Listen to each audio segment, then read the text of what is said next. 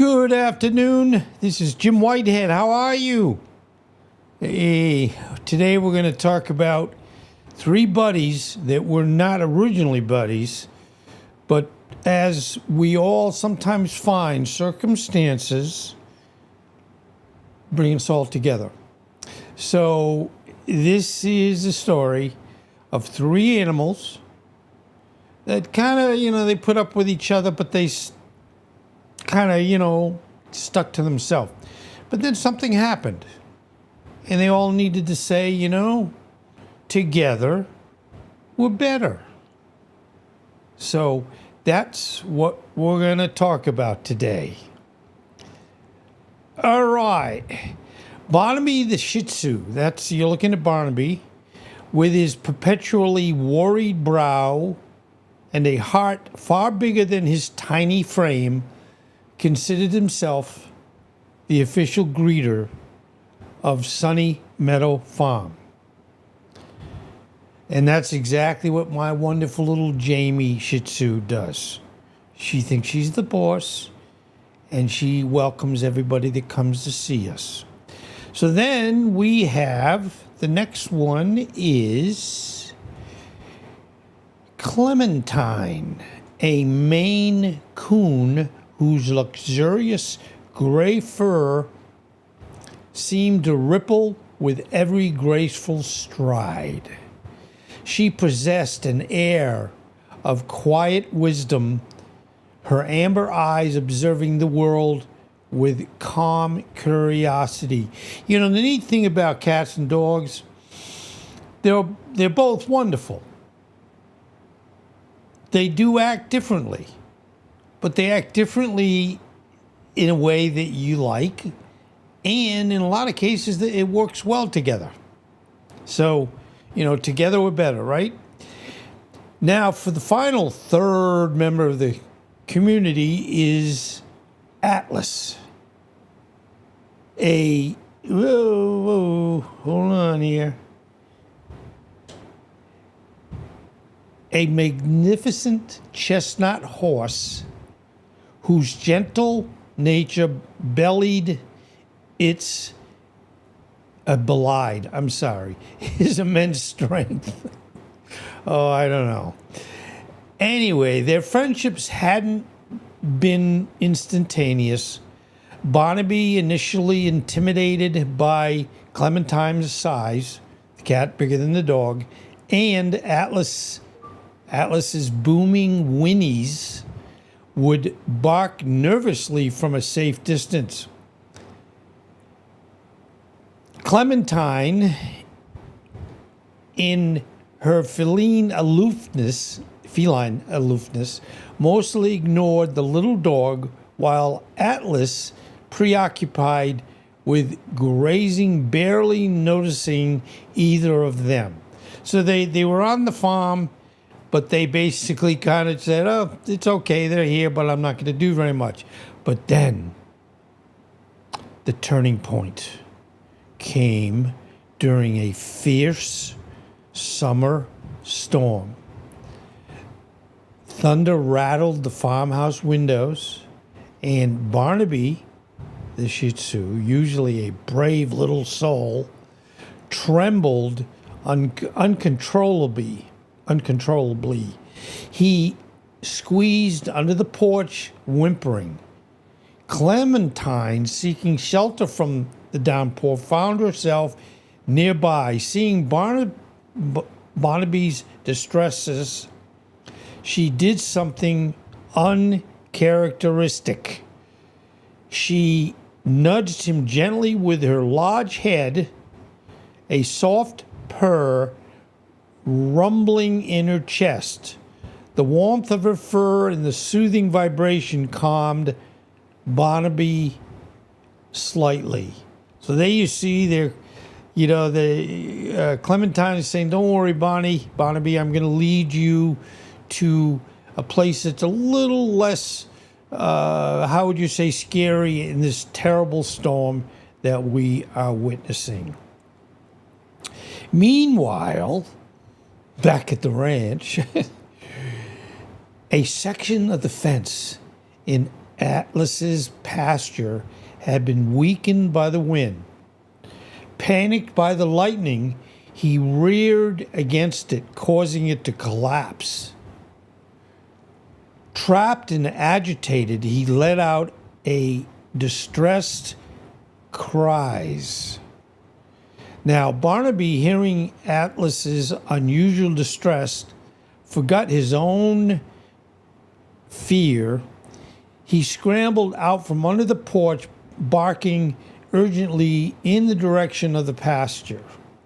Clementine, sensing the shift in Barnaby's focus, followed. When they reached the broken fence, there you go, there you see them, they found Atlas pacing anxiously. Barnaby, though small, ran back and forth along the break, yipping incessantly,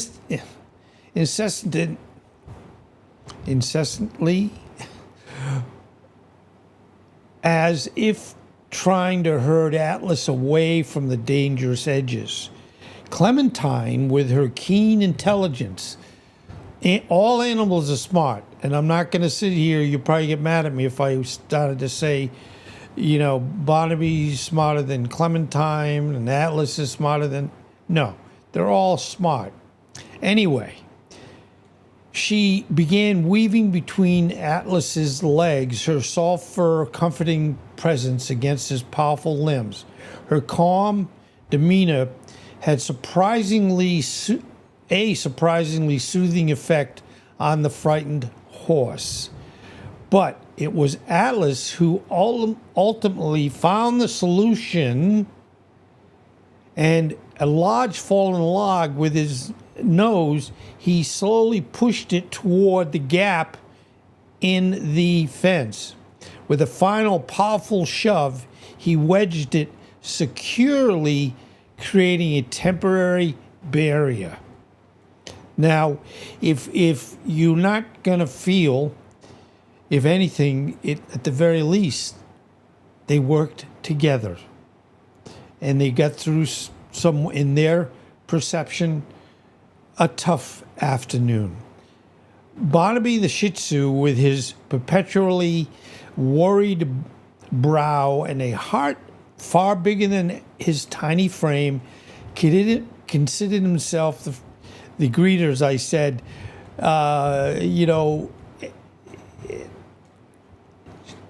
anyway, talking a little bit more about them, they were just really cool in that they worked together to make this work. Now, their friendship hadn't been instantaneous, as I've said. Barnaby initially intimidated by Clementine, and Atlas, booming whinnies, would bark nervously from safe distance. But the feline Clementine was aloof, but still wanted to. You could see the animal still wanted to have it where they kind of worked together.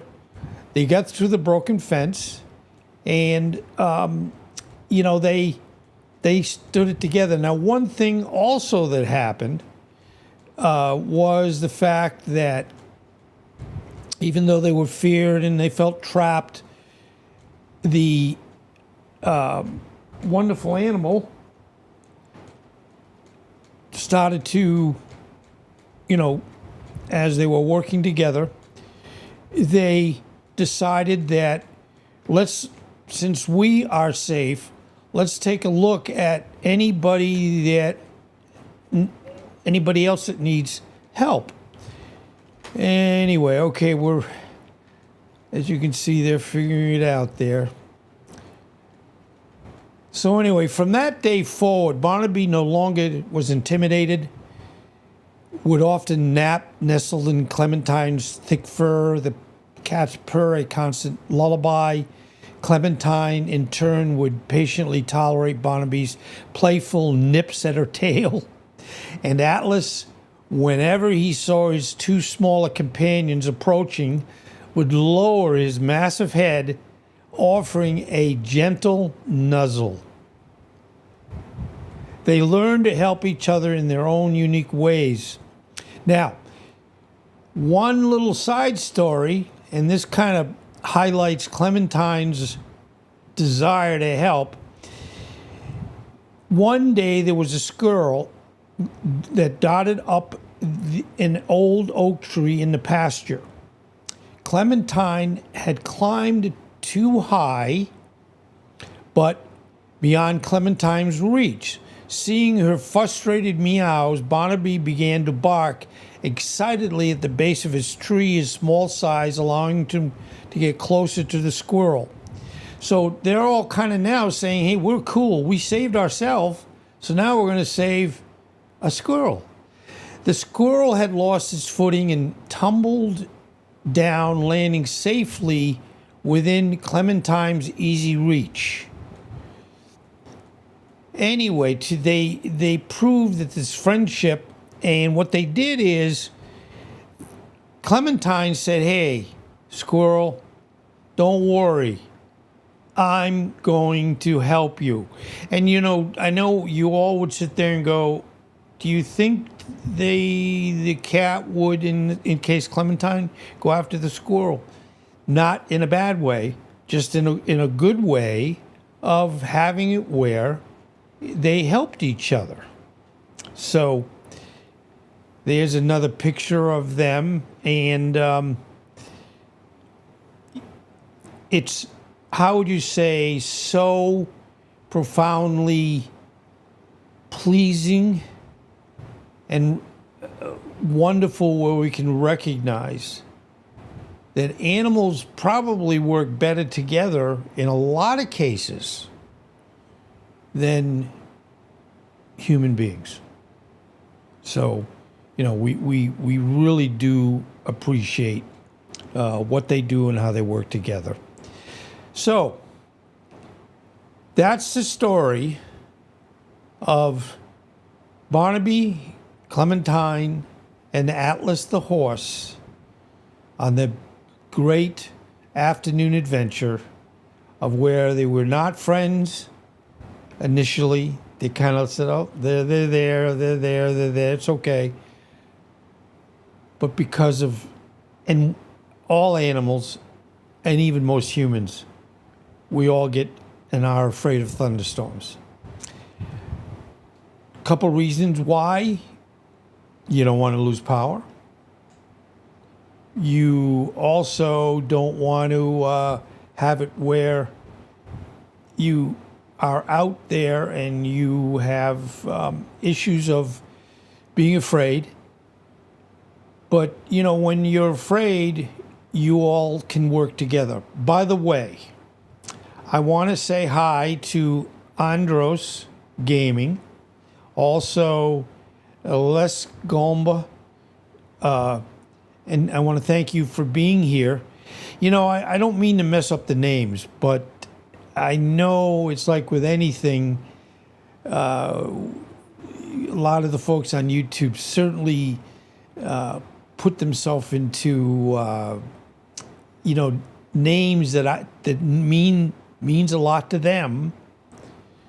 But I admit, I have to look at it sometimes and go, I'm not exactly sure what they're doing. Now, Andros, evidently you do some gaming. Speaking of gaming, even at my age, at 75, I still game. I use the Xbox Series X. And I am playing, and it's funny, there's not been a lot of great games lately. But some of the games, you might say, pass the test of time. One game is Breakpoint by Ubisoft.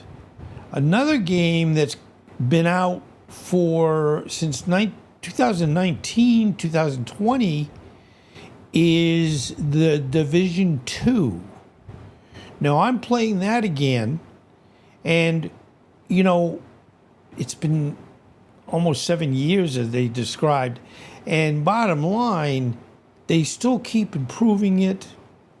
It's still a good game to play, and they've added some new content lately. And I know I'm off topic, but since I saw Andros, I wanted to talk about gaming for a minute.